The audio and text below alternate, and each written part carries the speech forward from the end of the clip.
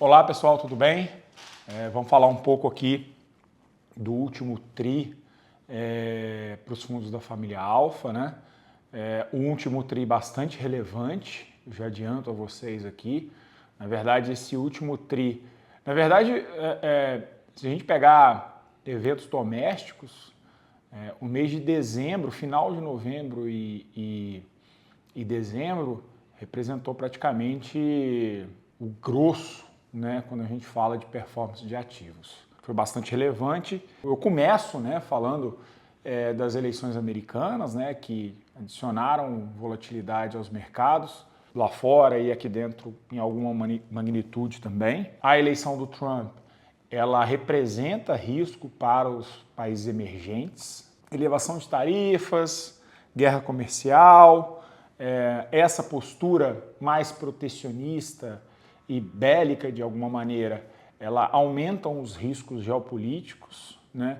Isso também não é bom para a performance de ativos. No que se refere aos mercados emergentes, é importante dizer. O Trump Trade, ele representa aí para empresas ou para a Bolsa Americana em geral um aspecto positivo, mas a gente tem outras considerações aqui quando a gente fala em mercados domésticos, né?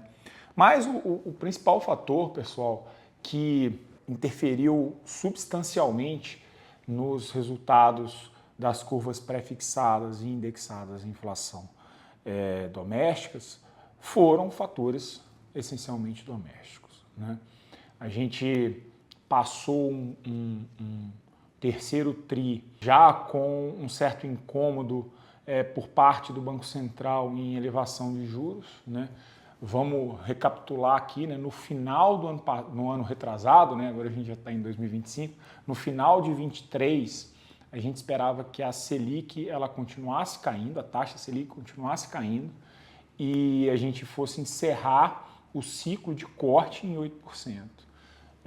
E a gente mudou completamente ali já no final do primeiro semestre para altas de Selic e hoje, né, relatório Focus divulgado na última segunda-feira, constata aí que a gente pode chegar a Selic perto de 15%, patamares, para usar a frase de um colega gestor no mercado, patamares que a gente havia esquecido, né?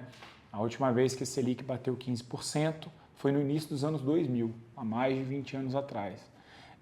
E não é bom dizer isso, né? A gente sabe o quão penalizante é para a economia real juros chegando a 15%. E como é que a gente chegou, né, nessa discussão de juros a 15%? Havia uma expectativa de uma entrega de um pacote fiscal de corte de gastos por parte do Ministério da Fazenda, que dava conta de um corte da ordem de 50 bilhões. Tá? Demorou muito, né, para que a gente, enfim, tivesse, né, as linhas do pacote, discutisse cada item daquela discussão de corte, para que a gente pudesse, então, fazer as contas para saber se a economia ia ser ou não de 50 bilhões, né? E entre idas e vindas, né, a gente teve, enfim, a apresentação do pacote com um erro de comunicação grande. O próprio ministro da Fazenda reconheceu isso numa entrevista recente. A apresentação do pacote ela foi conjugada, ela foi casada com o anúncio da reforma do imposto de renda, isentando para quem ganha até R$5 mil o pagamento desse imposto. Isso foi visto pelo mercado como uma medida populista, né? Uma coisa se discute, corte de gastos, a necessidade zero do Brasil hoje é fazer um ajuste nas suas contas e tem sido... A gente tem reiterado isso, né, nas nossas conversas e aquilo pareceu ser uma medida que poluiu, né, a apresentação da isenção do IR junto com o pacote fiscal, poluiu, né, até as boas intenções, ao meu ver, do ministro da Fazenda em se propor um equilíbrio fiscal, né. A partir daí a performance dos ativos piorou muito, né. As curvas pré-fixadas abriram mais de 200 pontos, as curvas de inflação também abriram muito perto dessa magnitude, né? Isso fez com que o Banco Central, que na comunicação anterior ao pacote, no cupom anterior ao pacote, sinalizava uma alta em torno de entre 50 e 75 pontos, teve que entregar 100 pontos de Selic e prometer, né, e sinalizar, né, o chamado Forward Guidance, sinalizar mais 200 pontos. Essa guinada, né, esse cavalo de pau, foi visto poucas vezes no mercado novamente na sua história. A gente está revivendo coisas aqui novamente de 20 anos atrás. A performance dos ativos piorou demais e nós encerramos o ano com tanto as curvas pré-fixadas e com a performance dos ativos indexados à inflação bem abaixo do CDI. No caso da curva pré-RFM, em torno de 2%, 1 e pouco, e o IMAB negativo, em performance negativa. São poucas vezes na história que a gente vê a performance de um índice de inflação, né, os IPCAs+, as NTNBs, performando negativo no ano. Isso sem falar do dólar, né, pessoal?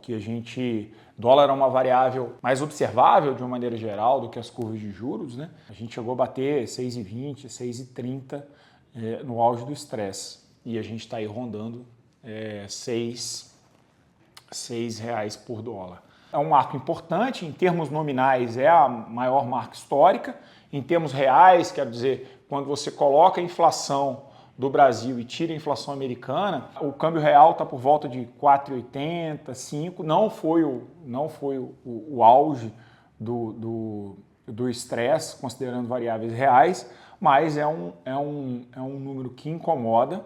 O Banco Central interviu bastante no mês de dezembro.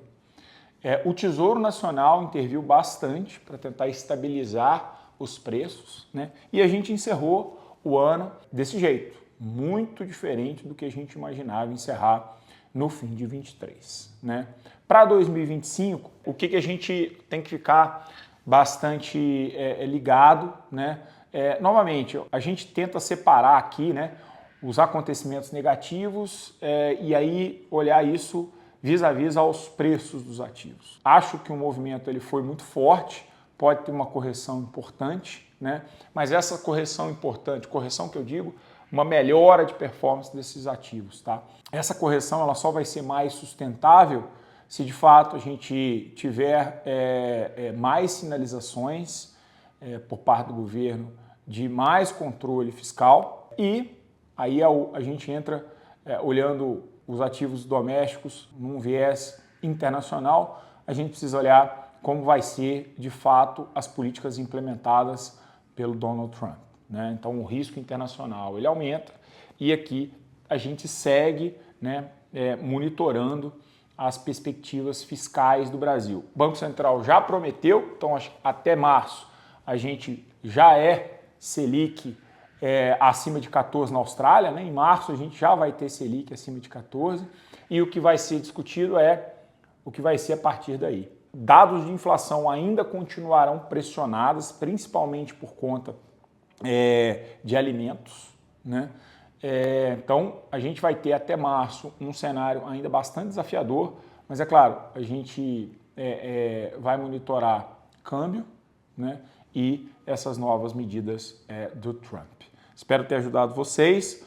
Um ótimo 2025 para todos. Obrigado. Tchau, tchau.